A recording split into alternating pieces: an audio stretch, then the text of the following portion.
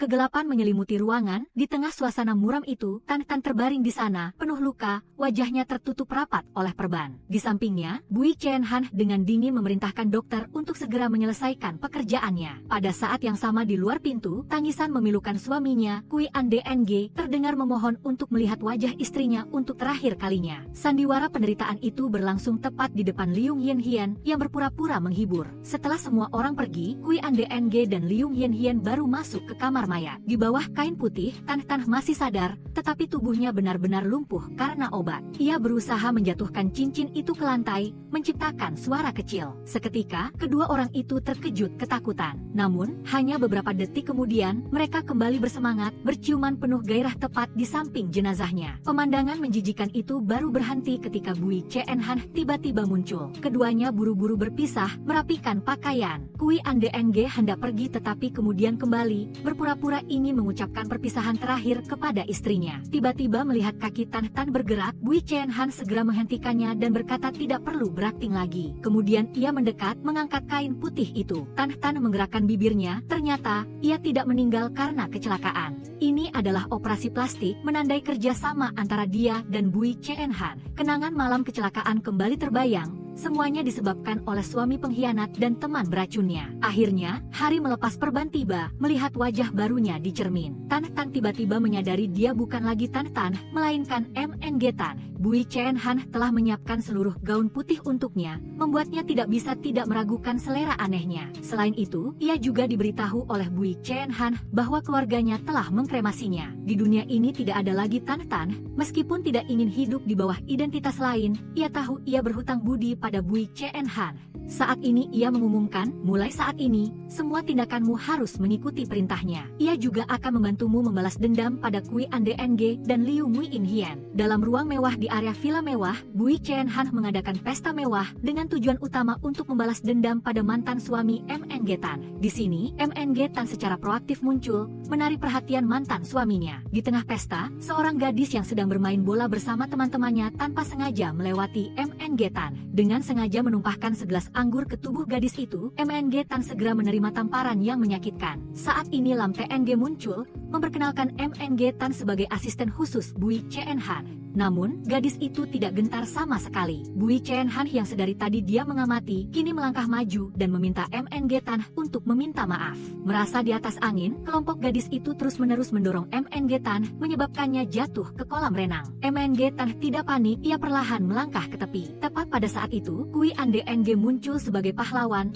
membawa handuk untuk disampirkan ke tubuhnya, dengan penuh perhatian memapahnya pergi. Keduanya dengan cepat berkenalan, Kui Ande Ng bertanya pada Han MNG Tan apakah ia terluka, sedangkan ia juga bekerja sama dalam akting, berjanji akan membalas budi. Ia sama sekali tidak curiga, bahkan menyatakan ketertarikan pada sebuah proyek Lam TNG. Namun belum sempat menyelesaikan kalimatnya, Lam TNG sudah muncul memotong percakapan. Lam TNG dengan penuh perhatian bertanya pada Han, bahkan melakukan gerakan intim dengan MNG Tan, bersikeras ingin mengantarnya pulang dan segera mengambil kunci mobil. Semua tindakan ini tidak luput dari pengamatan Bui Chen Han. Setelah itu, Lam TNG menyetir mobil mengantar MNG Tan dan Bui Chen Han pulang. Begitu turun dari mobil, Bui Chen Han langsung menampar Lam TNG dengan keras, memperingatkan ia tidak diizinkan menyentuh MNG Tan. MNG Tan saat ini menahan tangan Bui Chen Han, menyarankan agar ia menghapus utang Lam TNG. Bui Chen Han diam-diam mengangguk setuju lalu masuk ke dalam rumah. Lam TNG juga merupakan bagian dari rencana.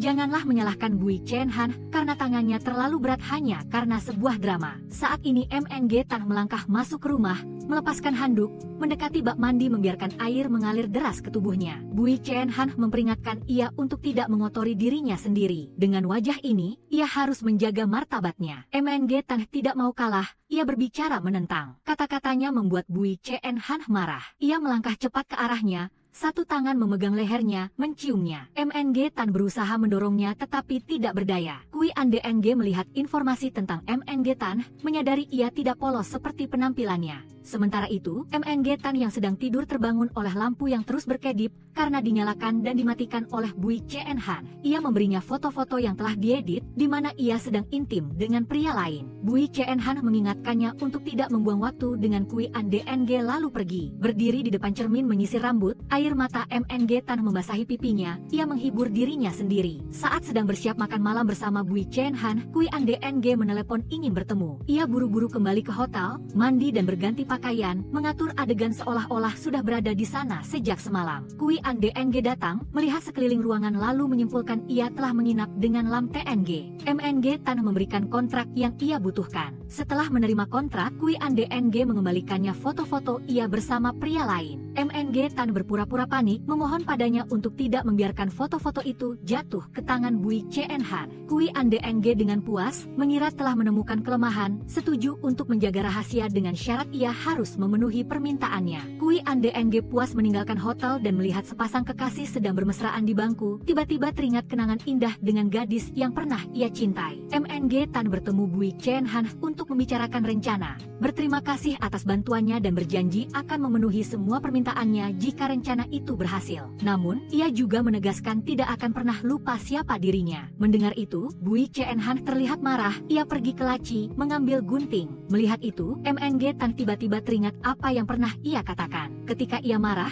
ia hanya perlu mengucapkan 3 kata susu hangat dan ia akan tenang. Mata MNG Tan panik melihat ke tempat lain. Melihat ia tidak bereaksi, Bui Chien Han mengambil gunting dan memotong gaunnya. MNG Tan terkejut ketakutan, menggenggam bagian gaun yang terpotong lalu berjongkok. Bui Chien Han segera melepaskan jaketnya dan melemparkannya ke arahnya. Kui Andng bertemu MNG Tan, berterima kasih padanya karena telah membantunya mendapatkan kontrak. Tetapi ketika melihatnya menyisir rambut, gerakan yang familiar dari mantan istrinya, ia terkejut berteriak. Kecurigaan muncul, Kui Andng mendekat melihat wajahnya dengan teliti. MNG Tan keluar untuk melihat-lihat rumah, Kui Andng mengikutinya mencari di kegelapan. Suara petir di luar membuatnya panik, tidak sengaja dan kepalanya menabrak dinding hingga berdarah lalu pingsan. Duduk di dalam mobil, MNG Tan teringat kembali hari kecelakaan. Hari itu juga hujan seperti hari ini. Ketika ia sedang sekarat di jalan, Bui Chien Han muncul dan berkata akan menyelamatkannya. Suara ketukan di jendela mobil membawanya kembali ke kenyataan. Ketika ia berucap tolong aku, ia sekali lagi mengulurkan tangannya ke arahnya. Saat ini Liu Nguyen datang mencari Kui Andng dan menemukannya tergeletak tak sadarkan diri di lantai. Bui Chien Han mengantar MNG Tan pulang. Ketika ia hendak pergi, ia bersuara menahannya lalu mendekat dan memeluknya. Setelah dibangunkan oleh Liu Nguyen, Kui Andng mengungkapkan kecurigaannya tentang hubungan antara MNG Tan dan Tan Tan. Ia selalu melihat bayangan mantan istrinya di MNG Tan. Mendengar itu, Liu Nguyen hanya berpikir bahwa Kui Andng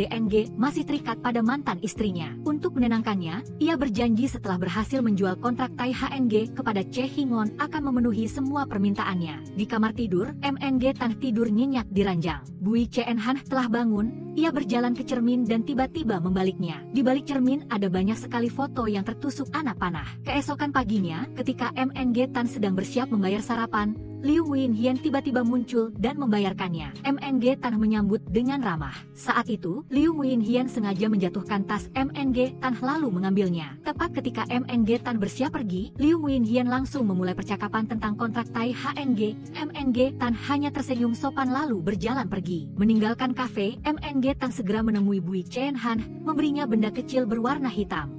Kemudian, Gui Anyang pergi menemui Gu Qian, kakak laki-laki dari Gu Qingqing, tetapi hubungan antara keduanya tidak begitu baik. Tepat di depan sekretarisnya, Gu Qian dengan dingin mengingatkan Gui Anyang untuk memanggilnya Tuan Gu di perusahaan. Dia semakin terkejut ketika mengetahui dari Gu Qian bahwa perusahaan saat ini tidak memiliki dana yang cukup untuk melaksanakan proyek 11 Sing. Terlebih lagi, Gui Anyang telah menandatangani kontrak atas nama keluarga Gu tanpa wewenang dan tidak melalui Dewan Direksi. Karena itu, Dewan Direksi telah memutuskan untuk menuntutnya. Merasa sangat marah, Gui Anyang memukul meja, menunjuk langsung ke wajah Gu Qian sambil memarahinya lalu pergi. Tiba di toko kaca untuk mencari Liu Yanran, dia terkejut melihat barang-barangnya dibuang keluar. Gui Anyang menanyai Liu Yanran mengapa mengusirnya, sementara toko kaca dibangun oleh tangannya sendiri. Liu Yanran terang-terangan mengatakan bahwa Gu Qingqing telah membuangnya tetapi dia masih tetap menjadi anjing setia untuk keluarga Gu. Selain itu dia juga memiliki banyak hutang, tidak lagi layak menjadi manajer kaca. Tidak berhenti di situ, keluarga Gu telah mengirimkan surat dari pengacara yang menuntut Gui Anyang untuk mengembalikan semua biaya yang telah mereka bayarkan kepadanya.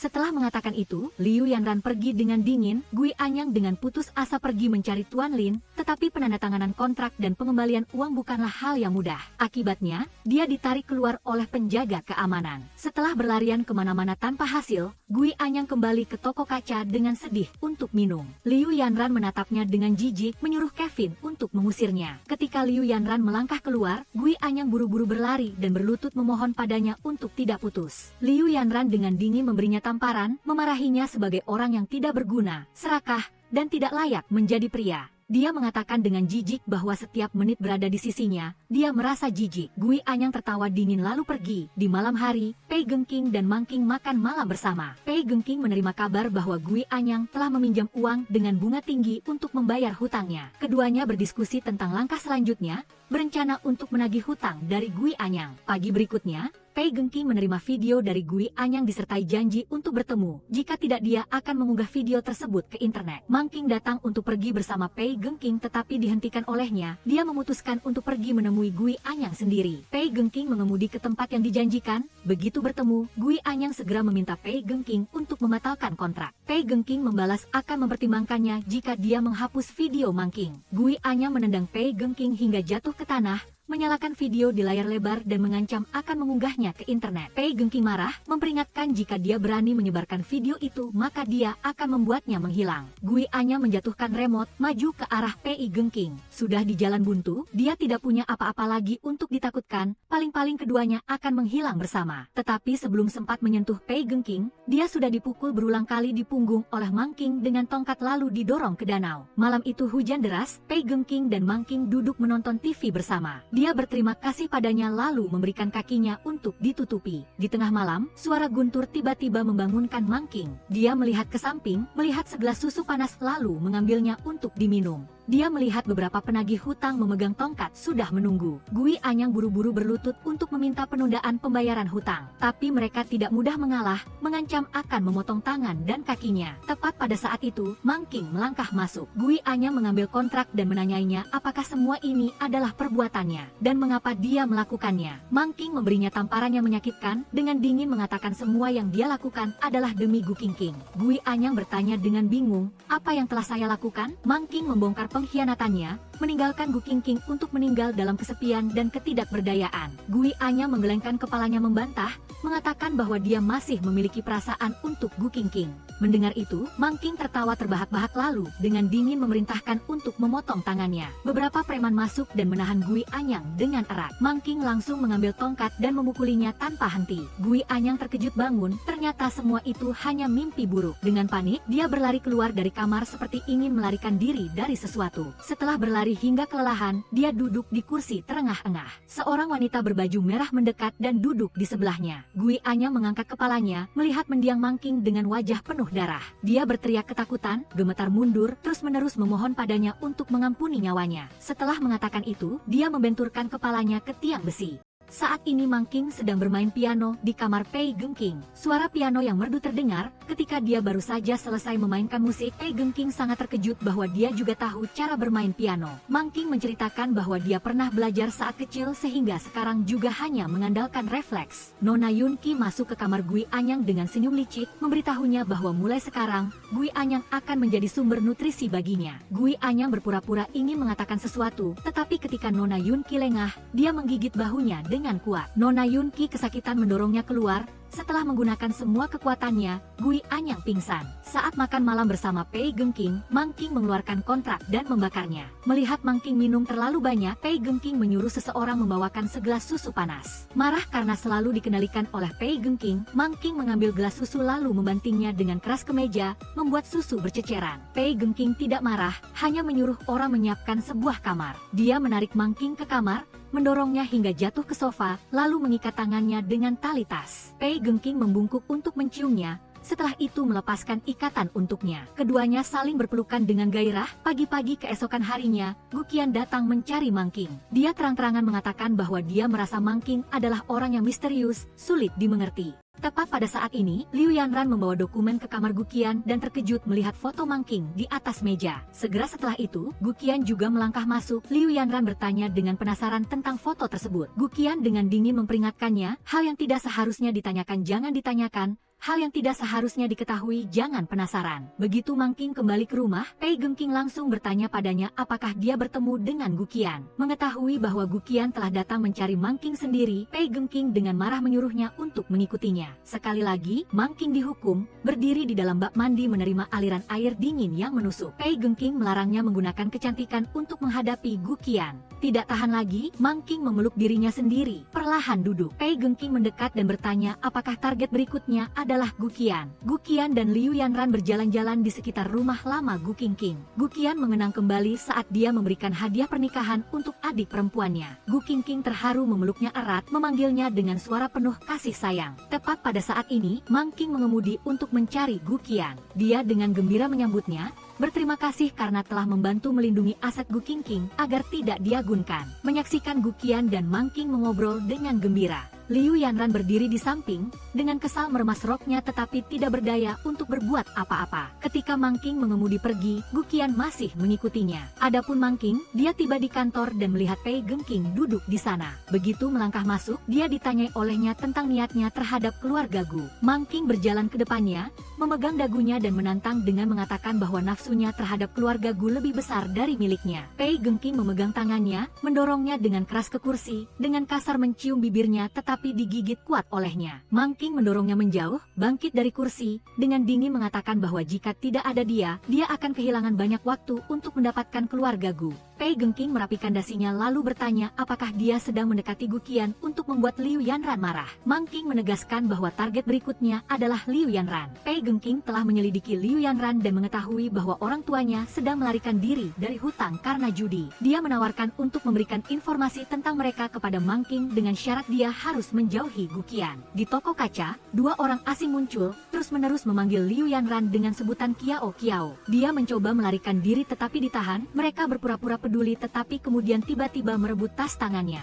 Liu Yanhian merasa malu duduk di luar sambil makan mie instan, matanya terus-menerus melihat sekeliling seolah takut ketahuan. Orang tua Liu Yanhian terus mendatangi Crystal untuk mencari uang darinya. Jika tidak berhasil, mereka ingin menjualnya untuk membayar utang, bersumpah bahwa ini adalah yang terakhir kalinya. Mendengar kata-kata ini dari orang tuanya sendiri, Liu Yanhian merasa pahit dan tertekan, air mata pun mengalir. Di rumah, MNG Tan menonton TV, menunggu Bui Chen Han pulang lalu memberinya kartu undangan dari Che Hingon. Bui Chen Han tidak melarangnya pergi, hanya menyuruhnya berhati-hati. Pagi-pagi, begitu tiba di kantor, Liu Yanhian sudah mendengar para karyawan membicarakan tentang pertemuan pribadi Lam TNG. Bui Chen Han dan sekretaris MNG Tan juga hadir. Begitu masuk kantor, dia dipanggil oleh Lam TNG, diberitahu untuk mengambil cuti karena luka di wajahnya memengaruhi citra perusahaan dan juga karena masalah yang berhubungan dengan keluarganya. Saat Liu Yanhian akan pergi, Che Hingon memanggilnya kembali, bertanya apakah dia mencurigai seseorang telah membocorkan alamatnya kepada keluarganya. Di pertemuan Lam TNG, baik Bui Chen Han maupun MNG Tan hadir. Bui Chen Han mengingatkan MNG Tan bahwa Che Hingon bukanlah orang yang sederhana. Tujuan pesta ini juga tidaklah murni. Keduanya naik mobil dan berbicara. MNG Tan menganggap merayu Che Hingon adalah cara terbaik untuk menemukan kebenaran. Namun, Bui Chen Han tidak setuju, ingin mencegahnya berhubungan dengan Che Hingon. Tiba-tiba menyadari ada yang mengawasi, Bui Chen Han menarik MNG Tan jatuh, menciumnya dan memintanya untuk bekerja sama. Keesokan paginya, MNG Tan memohon Bui Chen Han untuk mengizinkannya pergi ke rumah Che untuk menyelidiki. Dia percaya kecelakaan mobil itu pasti ada hubungannya dengan keluarga Che, dan dia tidak ingin menyerah sebelum menemukan kebenaran. Menyadari dia menyembunyikan sesuatu, Bui Chen Han merangkulnya dari belakang. Apa yang dipegangnya adalah hadiah dari Che Hingon. Bui Chen Han marah dan memperingatkan, jika dia masih bertindak sendiri dan memengaruhi rencananya, kontrak di antara mereka akan segera berakhir. MNG Tan pergi mengunjungi makam Che Tan Tan. Kebetulan, Che Hingon juga datang ke sana. Ia terkejut melihatnya di sana. MNG Tan mengatakan bahwa Che Tan Tan adalah dermawannya. Ucapan ini membuat Che Hingon semakin penasaran. Ia mengatakan MNG Tan yang dikenalnya telah menghilang 2 tahun lalu. MNG Tan hanya diam menatapnya. Keduanya berdiri dan mengobrol sebentar. Semua itu diamati dari jauh oleh Liu Yanhian. Bui Chen Han duduk minum sendirian sampai mabuk berat. MNG Tan datang dan duduk di sampingnya, mengatakan kepadanya bahwa hari ini dia bertemu dengan Che Hingon dan ternyata dia masih mengingat MNG Tan yang dulu. Bui Chen Han berpikir dengan begitu, Che Hingon sudah menebak alasan MNG Tan mendekatinya. Keesokan paginya, saat MNG Tan sedang duduk minum kopi, Che Hingon datang. Ia menawarinya kue keju lemon. Melihatnya makan dengan lahap, Che Hingon penasaran bertanya mengapa dia sangat suka makan keju. MNG Tan sedikit terkejut dengan pertanyaan ini. Setelah ragu sejenak, dia menjawab bahwa dia memiliki seorang kakak laki-laki yang alergi terhadap produk susu seperti keju, tetapi dia selalu memakannya bersamanya. Namun, belakangan ini, dia tidak lagi suka makan keju. Dia sangat menyayangi kakak laki-lakinya ini, bahkan memberinya julukan harimau yang bisa tersenyum. Karena meskipun dari luar dia selalu tersenyum, tetapi jika ada yang menggertaknya, dia pasti akan melindunginya. Akhirnya, Che Hingon pun mengungkapkan keraguan di hatinya. Ia merasa bahwa dia dan MNG Tan yang dikenalnya dulu sangat berbeda, sebaliknya sangat mirip dengan orang lain yang dikenalnya. MNG Tan tidak membela diri, sebaliknya, dia mengeluarkan riasan dari tasnya. Melihat barang-barang itu, Che Hingon menatap, matanya penuh keraguan tertuju pada MNG Tan. Liu Yanhian kebetulan bertemu MNG Tan di rumah lama Che Tan. Mengetahui Che Hingon telah mengalihkan nama rumah ini ke MNG Tan, Liu Yanhian merasa iri dan marah, memaki dia tidak tahu malu. MNG Tan langsung membalasnya dengan ucapan menggoda suami sahabat sendiri dan melihatnya terjatuh tetapi tidak menolong. Liu Yanhian terkejut dan bertanya bagaimana dia tahu hal itu. MNG Tan dengan tenang mengungkapkan bahwa Che Tan masih hidup. Liu Yanhian tentu saja tidak percaya, karena dia sendiri yang melihat Che Tan terbaring, tak bergerak di kamar mayat. Karena panik dan sangat ketakutan, Liu Yanhian memaki MNG Tan gila lalu melarikan diri. Setelah itu, MNG Tan juga bersiap untuk pergi. Ia melangkah ke dalam mobil sambil menerima telepon dari Bui Chen Han. Saat itu, seseorang yang memakai masker dan topi tiba-tiba muncul, merampas ponselnya lalu menyerang dengan pistol kejut hingga dia pingsan. Penyerangnya tidak lain adalah Liu Yanhian. Bui Chen Han cemas karena tidak bisa menghubungi MNG Tan. Mereka menemukan ponselnya ditinggalkan di dekat tempat parkir di jalan NGHNG. MNG Tan sadar menemukan dirinya diikat di dalam mobil Liu Yanhian. Liu Yanhian tidak peduli apakah dia MNG Tan atau Che Tan, siapapun dia hari ini dia harus mati. MNG Tan tidak menunjukkan rasa takut. Sebaliknya, dia ingin memperjelas kematian Che Tan. Sementara itu, Bui Chen Han telah melacak lokasi Liu Yanhian dan MNG Tan. Begitu menerima informasi, dia langsung pergi ke jalan Tan Hlong. Di gudang yang sepi, Liu Yanhian mengikat MNG Tan di tiang. MNG Tan bertanya mengapa dia begitu kejam pada Che Tan, padahal dia selalu menganggapnya sebagai teman. Liu Yanhian dengan kebencian mengatakan bahwa dia membenci Che Tan karena tidak menyelamatkannya ketika dia dijual oleh orang tuanya. Dia memegang jerigen bensin, menuangkannya ke tubuh MNG Tan. Saat itu, Bui Chen Han muncul. Liu Yanhian menyalakan korek api, mengancam akan membakar MNG Tan hidup-hidup, meminta Bui Chen Han berlutut dan memohon agar dia melepaskannya. Tanpa ragu sedikit pun, Bui Chen Han langsung berlutut. Secepat kilat, saat Liu Yanhian lengah, MNG Tan menggunakan kakinya untuk menendang korek api ke arah Bui Chen Han. Ia dengan cepat menangkap korek api lalu melompat ke arah Liu Yanhian hingga dia pingsan. Setelah itu, Bui Chen Han melepaskan ikatan dan membawa MNG Tan keluar. Saat Liu Yanhian sadar, keduanya telah menghilang. Kembali ke rumah, MNG Tan memeriksa kesehatannya. Untungnya tidak ada masalah serius, hanya sedikit syok yang menyebabkan demam ringan. Bui Chen Han duduk melihat foto-foto dirinya dengan MNG Tan yang asli, tunangannya, lalu mengakui pada dirinya sendiri bahwa dia tidak lagi menganggap Che Tan sebagai pengganti MNG Tan. Dia menyadari bahwa dia telah jatuh cinta pada Che Tan. Liu Yanhian terbangun, mendapati dirinya dirantai ke kursi di ruangan yang gelap gulita. Dia berteriak menanyakan apakah ada orang di sana, lalu seorang pria datang dan memberinya 3 tamparan keras. Di rumah Bui Chen Han, MNG Tan sedang menikmati anggur lalu teringat sesuatu, memanggil Bui Chen Han datang, mengingatkannya tentang janji akan ada hadiah untuknya setelah menangani Liu Yanhian dan Kui An DNG. MNG Tan membawa Bui Chen Han ke kamar, mengikat tangannya ke kursi lalu duduk di pangkuannya. Bui Chen Han mengatakan ingin memeluknya. MNG Tan lalu melepaskan ikatannya. Bui Chen Han memeluk MNG Tan lalu menyatakan tidak akan pernah melepaskannya lagi. Karena syok akibat penculikan, Bui Chen Han memberi MNG Tan cuti beberapa hari, tetapi dia tidak mau. MNG Tan kembali ke gudang tetapi tidak melihat Liu Yanhian. Dia bertanya kepada Bui Chen Han apakah dia telah menangkapnya, tetapi dia juga tidak tahu di mana Liu Yanhian berada. Dia pergi mencari Che Hingon,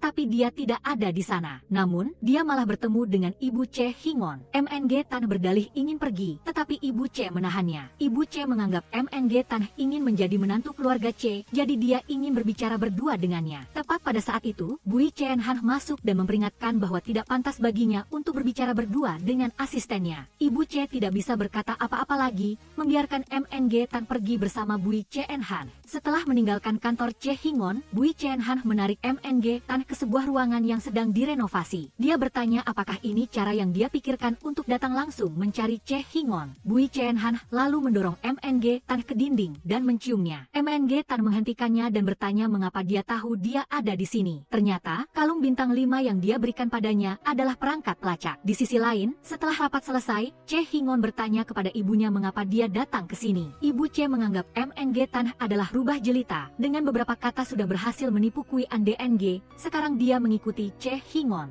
Mendengar Che Hingon mengatakan MNG Tan terlihat sangat akrab, Ibu Che merasa curiga tetapi tidak mengatakan apa-apa lagi lalu pergi. Segera setelah itu, Che Hingon menyuruh sekretarisnya untuk membuat janji bertemu MNG Tan pada hari Sabtu sore. Sabtu sore, keduanya pergi mengunjungi makam Che Tan bersama. MNG Tan mengembalikan kunci rumah kepadanya. Dia bertanya kepada Che Hingon jika Che Tan memiliki kesempatan untuk memulai lagi, menurutnya apa yang akan dia pilih. Mendengar itu, Che Hingon tidak bertele-tele lagi dan langsung bertanya apakah dia Che Tan, lalu terus meminta maaf karena tidak bisa melindunginya. Mang Tan tidak menjawab, hanya berbalik menatap batu nisan Tan dan mengatakan itu adalah takdir Tan, tidak ada hubungannya dengan dia. Saat itu, Gu Qian telah memastikan dia adalah Gu Qingqing. Dia bertanya padanya bagaimana semua ini terjadi, mengapa dia memiliki penampilan seperti sekarang. Mang Tan menceritakan kepadanya bahwa wajahnya saat ini adalah milik tunangan Pei Chanhang. Gu Qian mengusulkan agar dia kembali bersamanya sebagai tunangannya. Percakapan mereka disadap oleh Pei Chanhang melalui banyak alat pelacak yang terpasang di kalung yang selalu dipakai Mang Tan. Pei Chanhang datang mencari Mang Tan dan melihatnya duduk di bawah hujan.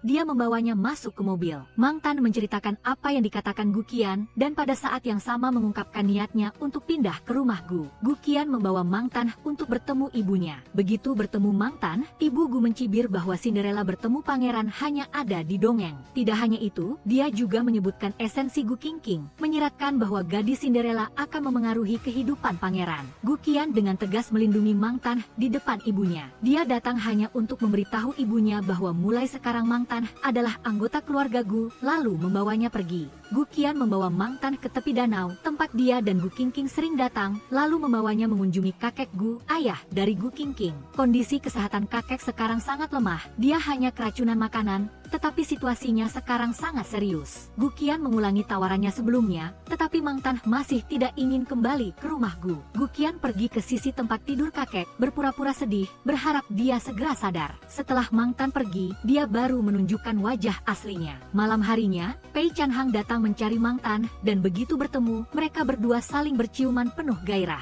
Namun segera setelah itu, Pei Chanhang menunjukkan kemarahannya. Dia mengeluarkan anting-anting dari sakunya dan menusuk telinga Mang Tan dengan kuat, membuatnya berteriak kesakitan. Akhirnya, dia dengan lembut mencium keningnya, lalu mundur dan berjalan keluar. Keesokan paginya, Mang Tan datang ke rumah Gu untuk bertemu ibu Gu. Karena Gu Qian telah menjelaskan bahwa dia hanya akan menerima Mang Tan, ibu Gu tidak punya pilihan lain selain membiarkannya masuk ke dalam rumah. Setelah meninggalkan rumah Gu, Mang Tan segera pergi mencari Pei Chanhang untuk mengajukan surat pengunduran diri. Pei Chanhang setuju dengan syarat dia harus makan malam bersamanya. Malam itu, mereka berdua makan malam di sebuah restoran mewah. Pei Chanhang mengangkat gelasnya, mengucapkan selamat atas tercapainya keinginannya setelah pergi. Sedangkan untuk identitas asli Mang Tan, dia mengatakan akan menyelidikinya sendiri. Mang Tan mengeluarkan anting-anting sebelumnya, ingin Pei Chanhang memakainya untuknya tetapi dia menolak. Ketika Mang Tan hendak memakainya sendiri, Pei Chanhang menghentikannya. Dia menghabiskan minumannya, mendekat dan dengan lembut memasang anting-anting yang tersisa di tangannya. Mang Tan mengangkat tangannya untuk memegangnya. Ternyata, Liu Yuanran ditahan oleh Gu Qian, seperti yang diduga Mang Tan. Awalnya, Gu Qian menempatkan Liu Yuanran di sana untuk memata-matai Gui An DNG, tetapi dia diam-diam bekerja sama dengannya, bahkan tidak mengulurkan tangan untuk membantu Gu Qingqing ketika dia dalam kesulitan. Bukan hanya Gu Qingqing, sekarang ketika dia memperhatikan Mang Tan, dia juga tidak segan-segan menggunakan cara apapun, bahkan berani menculiknya. Mang Tan bercermin sebentar lalu menelepon Gu Qian, mengumumkan bahwa dia telah mengundurkan diri dari Pei Corp. Gu Qian dengan gembira mengatakan bahwa dia bisa pindah ke rumah Gu segera. Gu Qian membawa Mang Tan pulang ke rumah Gu. Sebelum masuk, ibu Gu memanggil Gu Qian, menunjuk langsung ke wajahnya, mempertanyakan apa yang sebenarnya bagus dari Mang Tan. Dia dengan tajam mengatakan bahwa jika menikahinya, semua orang akan berpikir dia menggunakan barang bekas Pei Chanhang. Oleh karena itu ribuan kali tidak boleh menikah dengan Mang Tan. Setelah makan malam dengan Gu Qian, Mang Tan sengaja mencari Pei Chanhang, berakting mesra untuk dilihat ibu Gu dengan tujuan membuatnya marah, sehingga ibu Gu menunjukkan sifat aslinya. Keesokan paginya, begitu Mang Tan turun, mobil ibu Gu sudah menunggu. Dia membawa Mang Tan untuk bertemu Gu Qian, menunjukkan kepadanya foto-foto yang diambil kemarin. Mang Tan tidak menjelaskan sama sekali, bahkan mengucapkan kata-kata yang seolah mengakui perasaannya terhadap Pei Chanhang. Gu Qian dengan cerdik mengusir ibunya lalu berbicara empat mata dengan Mang Tan. Dia mengakui kepadanya bahwa dia memiliki perasaan terhadap Pei Chanhang. Keesokan paginya, Gu Qian sudah menunggu Mang Tan untuk membawanya berbelanja.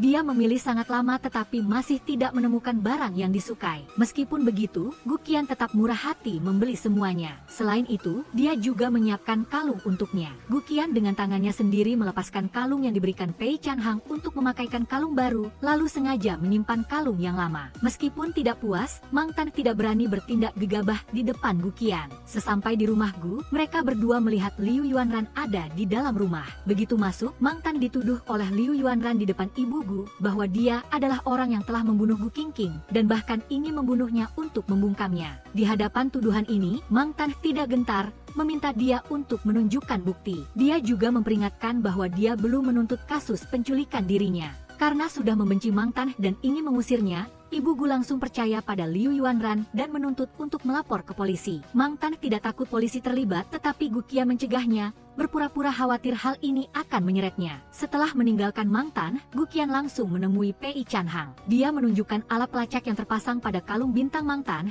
mengatakan bahwa dia ingin mengembalikannya kepada Pei Chanhang atas nama Mang Tan. Gu Qian tiba-tiba mengungkit masa lalu dengan Pei Chanhang. Ternyata, Mang Tan memang pernah menjadi guru piano untuk Gu Qingqing. Pei Chanhang mendengarnya tetapi tidak menunjukkan emosi apapun, hanya tersenyum dan berkata bahwa dia tidak ingat dengan jelas lagi. Sepertinya sudah mencapai tujuannya, Gu Qian kemudian pergi. Begitu sampai di rumah, Gu Qian dipanggil oleh ibu Gu untuk bertanya tentang guru piano Gu Qingqing dulu. Mengetahui nama orang itu Mang Tan, ibu Gu sangat terkejut. Setelah itu, Gu Qian masuk ke kamar Mang Tan, memberikan ponselnya dan menceritakan bahwa dia telah bertemu Pei Chanhang. Mang Tan mengatakan kepada Gu Qian bahwa hubungan antara dia dan Pei Chanhang hanyalah kerjasama. Dia membantunya membalas dendam pada Gui Anyang hanya karena ingin mengubah wajahnya agar mirip dengan mantan pacarnya. Namun, ketika mendengar Gu Qian mengatakan bahwa Mang Tan yang asli pernah menjadi guru pianonya, dia sangat terkejut. Dia sama sekali tidak memiliki ingatan tentang hal ini. Setelah mendapat persetujuan dari Gu Qian, Mang Tan buru-buru mengambil tas dan ponselnya lalu pergi. Ingatan masa lalu membanjiri, bayangan mendiang ibunya muncul dengan jelas. Dia hanya bisa menangis memanggil ibu, tetapi tidak ada yang menjawab. Mang Tan merasa bingung, tersesat, dan tidak berdaya. Dia tidak tahu harus berbuat apa, hanya terus berjalan tanpa tujuan di jalan. Ketika tidak bisa melangkah lebih jauh, dia berjongkok di pinggir jalan, memeluk wajahnya dengan kedua tangan. Saat itu juga Pei Chanhang datang mengemudi, buru-buru berlari untuk bertanya kepada Mang Tan apa yang terjadi. Mendengar dia memanggilnya Mang Tan, dia dengan marah menepis tangannya, menganggap bahwa dia membantunya membalas dendam dan menyelamatkannya hanya karena ingin mendapatkan Gukor. Setelah itu dia mempertanyakan apakah dia sedang memainkan permainan catur dan dia adalah pionnya, adalah barang buangan dan juga salah satu target balas dendamnya, kan? Melihat Mang Tan seperti itu, Pei Chanhang panik, buru-buru menjelaskan. Sekarang, dia bahkan curiga dialah yang menyebabkan kecelakaan padanya. Mang Tan melepas sepasang anting yang diberikan Pei Chanhang. Dia buru-buru berlari dan memeluknya dari belakang, menceritakan semua yang terjadi. Sejak lulus kuliah, dia dan dia sudah bersiap untuk menikah. Saat itu, Mang Tan tidak ingin bergantung pada siapapun untuk mencari pekerjaan, terutama dia. Dia melamar pekerjaan sebagai asisten pribadi di Gu Corp, terutama untuk mengajar piano kepada Gu Qingqing. Mang Tan mengatakan kepada Gu Qian bahwa hari ini dia pergi ke gedung teater dan melihat seseorang yang seharusnya tidak ada di sana, yaitu Liu Yuanran. Dia dikurung di sana, terus-menerus memanggil nama CEO Gu, memohon agar dia melepaskannya untuk melanjutkan pencarian kebenaran. Malam itu, Pei Chanhang mengantar Mang Tan pulang. Sebelum dia turun dari mobil, dia mengembalikan sepasang anting kepadanya. Tetapi begitu dia berjalan, Pei Chanhang segera turun dari mobil, berlari dan memeluknya erat-erat lalu terus meminta maaf atas keegoisannya di masa lalu. Dia mengakui bahwa sudah sangat lama dia tidak lagi menganggapnya sebagai pengganti Mang Tan. Dan dia memohon agar dia bisa mendapatkan hatinya sekali lagi. Dia menegaskan bahwa dia adalah Gu Qingqing, bukan Mang Qing, dan kemudian dia menunduk untuk menciumnya dengan penuh gairah. Di teater, Gu Qian membawa makanan untuk Liu Yanyan dan bertanya apakah dia punya janji hari ini. Dalam perjalanan pulang, dia menelepon Mang Qing untuk menanyakan di mana dia berada agar bisa menjemputnya. Keesokan paginya, Gu Qian menjemput Mang Qing untuk kembali ke rumahnya. Dia juga dengan penuh perhatian memberikan hadiah kepada Nyonya Gu. Hari ini, sikap Nyonya Gu benar-benar berubah. Dia menyalahkan Liu Yanyan karena telah menjebak Mang Qing, lalu dengan penuh perhatian bertanya tentang universitasnya. Setelah Mang Qing masuk ke dalam rumah, Gu Qian diam-diam menelepon Nyonya Gu, mengingatkan bahwa mungkin saja Bu Chanqing memanfaatkan Mang Qing untuk menyelidiki kejadian tahun itu, menasihatinya untuk tetap tenang. Sementara itu, Liu Yanyan masih ditahan di teater. Meskipun tangan dan kakinya terikat erat, dia masih berusaha berjuang, memohon kepada Gu Qian untuk membiarkannya pergi. Tapi dia tidak akan membiarkannya pergi dengan mudah. Mang Qing duduk di rumah dan berpikir lama sebelum memutuskan untuk mengirim pesan kepada Bu Chanqing, memintanya untuk mengunggah video besok. Setelah menerima pesan itu, Bu Chanqing segera menelepon Mang Qing, menyatakan ketidaksetujuannya. Namun, dia tidak bisa memberikan pilihan yang lebih baik, jadi dia hanya bisa menerimanya. Meskipun dia setuju, tetapi sampai pukul 10 pagi keesokan harinya, Bu Chanqing masih belum mengunggah video. Dia berpikir pasti ada cara lain, tetapi yang tidak dia duga adalah Mang Qing telah mengunggah video itu sendiri. Dengan cemas dan marah, Bu Chanqing menelepon Mang Qing, menyalahkannya karena melakukan sesuatu tanpa berdiskusi dengannya. Tetapi Mang Qing tetap teguh pada pendiriannya. Dia dengan tegas mengatakan bahwa dia telah mengubah penampilannya untuk memulai hidup baru, ingin membalas dendam dengan tangannya sendiri, bukan mengandalkan Bu Chanqing agar dia membalikannya dan membalas dendam untuknya. Di rumahnya, Nyonya Gu tiba-tiba memberitahu Mang Qing bahwa dialah yang telah mengambil nyawa Ibu Gu Qingqing di masa lalu.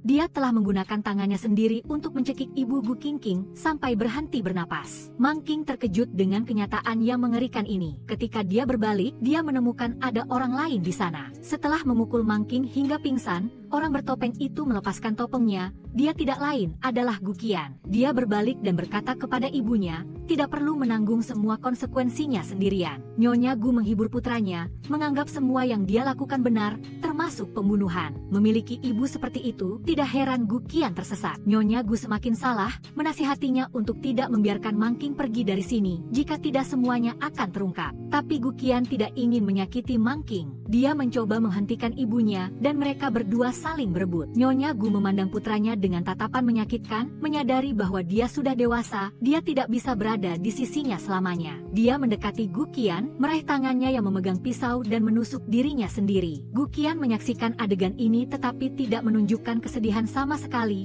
bahkan tersenyum kejam. Semua yang terjadi antara ibu dan anak Gu disaksikan oleh Mang Qing. Namun, polisi menemukan surat bunuh diri dari Nyonya Gu, di mana dia mengakui semua kesalahannya atas kematian Ibu Gu Qingqing. Mengenai Liu Yanyan, ketika dia dilemparkan ke laut oleh Gu Qian, orang-orang Bu Chanqing telah mengaturnya untuk menyelamatkannya. Tapi sekarang, tidak ada yang tahu keberadaan Mang Qing dan Gu Qian. Liu Yanyan juga tidak tahu apa-apa lagi tentang rencana Mang Qing, tapi dia menduga Mang Qing ingin berurusan dengan Gu Qian sendiri. Saat ini Mang Qing diikat erat oleh Gu Qian, dia membawanya ke tempat pertama kali mereka bertemu. Sekitar tempat itu dihiasi dengan banyak lilin dan kue, terlihat seperti upacara pernikahan. Gu Qian melepaskan ikatan Mang Qing, ingin bermain permainan yang sering mereka mainkan saat masih kecil. Mang Qing sangat panik dan bertanya kepadanya sejak kapan dia menjadi orang seperti ini. Dia takut dan mencoba melarikan diri, tetapi ditarik kembali oleh Gu Qian, yang memaksanya untuk memakan sepotong kue stroberi, makanan favoritnya. Dia menghindar, tidak mau membuka mulutnya, dan perlawanannya membuat Gu Qian marah.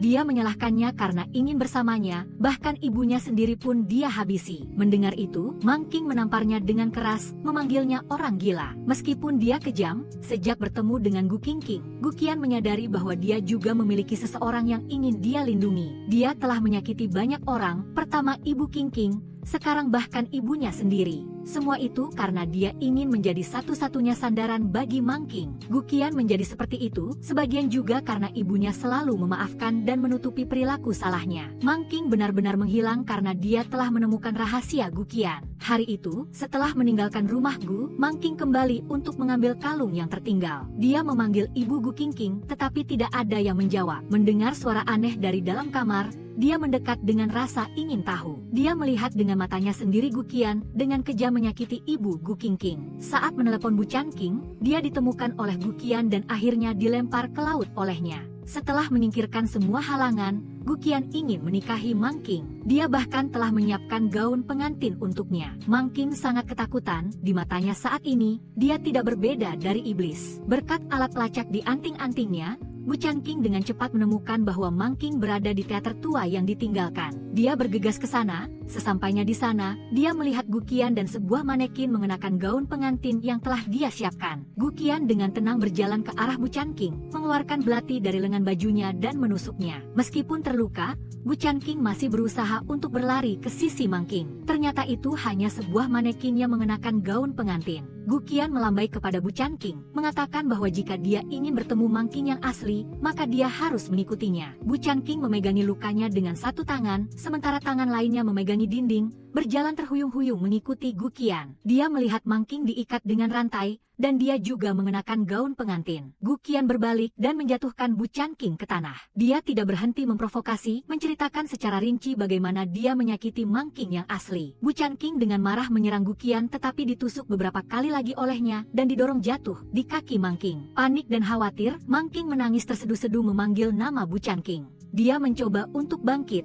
melepaskan ikatan Mang King. Saat dia melepaskan rantai, Bu Chanqing menyerang Gu Qian, menjatuhkannya ke pagar. Gu Qian meronta, membalikkan keadaan, mengendalikan Bu Chanqing dan mengarahkan pisau ke arahnya. Bu Chanqing dengan cepat mengelak ke samping, mendorong Gu Qian jatuh dari lantai atas. Polisi datang untuk menyelidiki dan menemukan bahwa Gu Qian telah mencuci pil obat Pak Gu. Berkat perawatan telaten dari Gu Qingqing, dia telah sadar kembali dan bisa berbicara. Sekarang, dia menjadi penerus Nyonya Gu. Setelah menyelesaikan pekerjaan di perusahaan, Mang King datang mengunjungi Bu Chanqing. Besok dia akan keluar dari rumah sakit. Sekarang, dia tidak lagi memanggilnya Mang King tetapi menggunakan nama aslinya Gu Qingqing. Gu Qingqing mendekati ranjang Bu Chanqing dan menggunakan sehelai pita merah untuk menutup matanya. Ketika dia hendak menciumnya, Bu Chanqing menghentikannya dan memberinya sebuah kalung. Gu Qingqing dengan senang hati mengambil kalung itu lalu mendorongnya jatuh di ranjang. Bu Chanqing menggunakan kesempatan ini untuk menyatakan cintanya pada Gu Qingqing. Mulai sekarang, tubuh dan jiwanya sepenuhnya miliknya. Film ini berakhir di sini. Terima kasih telah menonton. Jika Anda menyukainya, silakan berikan suka. Jangan lupa untuk berlangganan channel dan tekan lonceng untuk menunggu film terbaru ya.